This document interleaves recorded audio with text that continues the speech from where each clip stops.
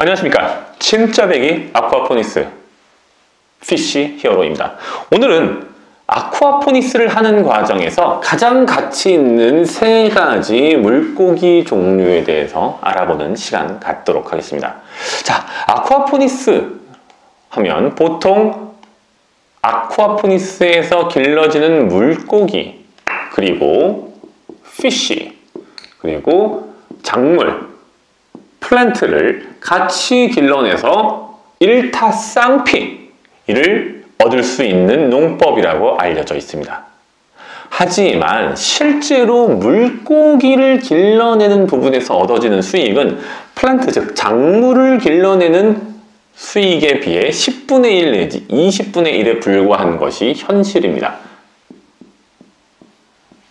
이유는 물고기는 주로 배설물을 만들어내는 용도로 킵할 뿐, 이 물고기를 팔아서 수익을 얻는데 포커스를 맞추고 있지 않기 때문입니다. 조금 더 들어가자면, 만약에 그 정도로 물고기를 많이 길러내려고 한다면 물고기 재배와 관련한 면적이 어마어마하게 커져서 플란트에 필요한 물 면적의 5배에서 10배 정도가 돼야 돼요. 그 과정에서 RAS 시스템, 즉 순환 양식 시스템을 만들었는데 적지 않은, 아니 심지어는 경우에 따라서 천문학적인 비용이 들어가기 때문입니다.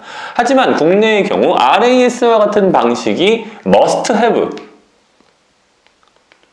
아닌 관계로 단순하게 물을 흘려보내는, 또는 바다에 있는 또는 호수에 있는 물을 가지고 와서 사용하는, 또는 가두리 형태의 자연의 물을 그대로 사용하면서 엄청난 오염물을 배출하는 전통적인 양식 방법과 비교하여 효율성이 떨어질 수밖에 없습니다. 비용 대비 편익이 떨어질 수밖에 없는 거죠. 따라서 물고기는 작물을 기르는 데 있어서의 보조적인 목적으로 사용하는 것이 일반적이다라고 말씀드린 바 있습니다. 그럼에도 불구하고 혹시 물고기 쪽에서 그나마 조금이라도 좀 더 높은 소득을 얻을 수 있다면, 또는 그 물고기가 강건하여서 작물에게 많은 양분을 넘겨주고 자신은 잘 아프지 않고 오랫동안 건강하게 살 수 있다면, 그것만으로도 아쿠아포니스에 있어서의 물고기의 역할을 충분히 다하고도 남는 플러스 알파가 있다라고 하겠죠. 그런 물고기는 도대체 어디 있냐? 오늘은 그것을 알아보겠다라는 말씀 드리면서, 자, 아쿠아포니스에 있어서 경제적 가치를 높여주는 최고의 물고기, 첫 번째, 짠! 뭘까요? 바로 송어입니다. 무지개 송어라고 통상 불리죠. 저희가 레인보우 트롯이라고도 합니다. 송어는 일단 이름이 좋습니다. 송어. 뭔가 꽤 괜찮아 보여요. 송어. 일상적으로 우리가 송어를 먹지는 않죠? 네, 약간 베일에 쌓여 있기도 합니다. 다른 물고기들에 비해서. 물고기는 송어는 17도가 넘어가면 생장에 심각한 문제가 생기는 냉수성 어종이기도 합니다.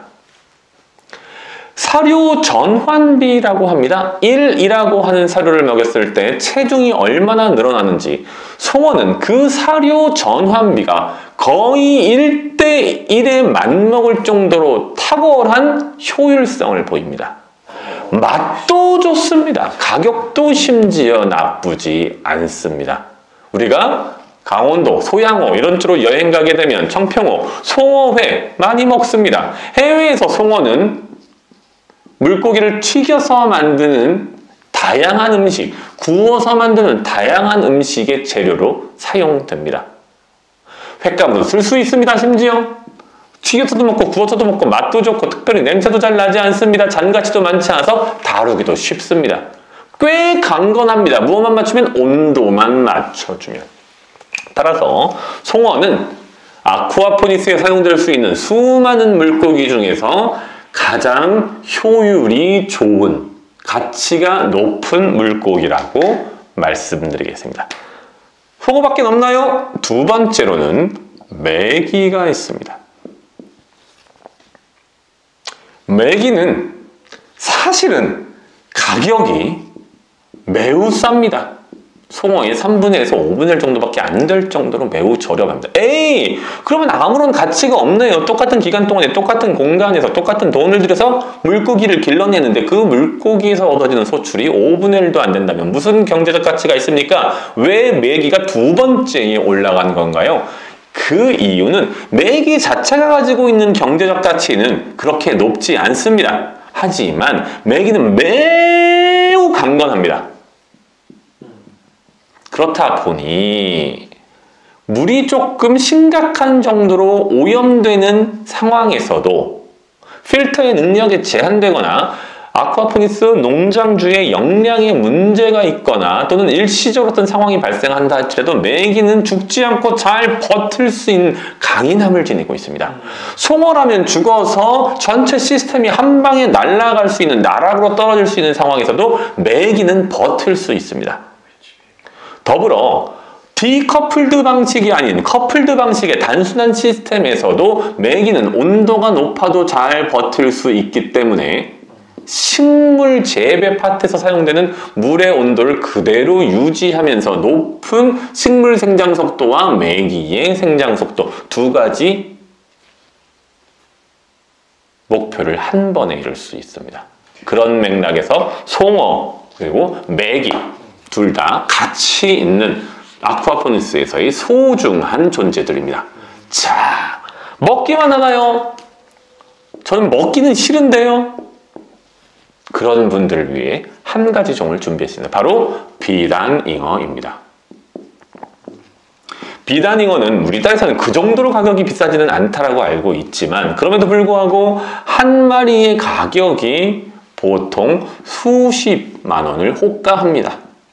제대로 된 탁월한 놀라운 개체가 아닐지라도 마리당 가격이 덩치에 따라서 수십만 원을 넘어가는 경우 드물지 않습니다. 수백, 경우에 따라서 수천에 달하기도 합니다. 수백, 수천의 경우는 특수한 경우라고 해서 약간 예외로 놓다 할지라도 물고기 한 마리의 가격이 메기나 또는 송어의 적게는 10여 배, 많게는 수십 배에 달하는 것이 사실입니다. 그렇다라고 한다면 어차피 똑같이 먹이를 주어서 길러내야 하는 상황에서 비단잉어를 길러내는 것이 비용 대비 편익 측면에서 훨씬 탁월한 성과를 만들어낼 수 있겠죠. 게다가 비단잉어는 사실은 말은 비단이지만 실제로는 잉어의 계통입니다. 잉어는 더러운 물에서도 잘 버티는 것으로 널리 알려져 있습니다. 그리고 게다가 잡식성이라서 이것저것 다 잘 먹습니다. 송어는 그에 반해서 거의 순수한 육식성이라고 볼 수 있습니다. 따라서 비단잉어를 들어가는 사료의 가격이 조금 더 낮을 수 있습니다.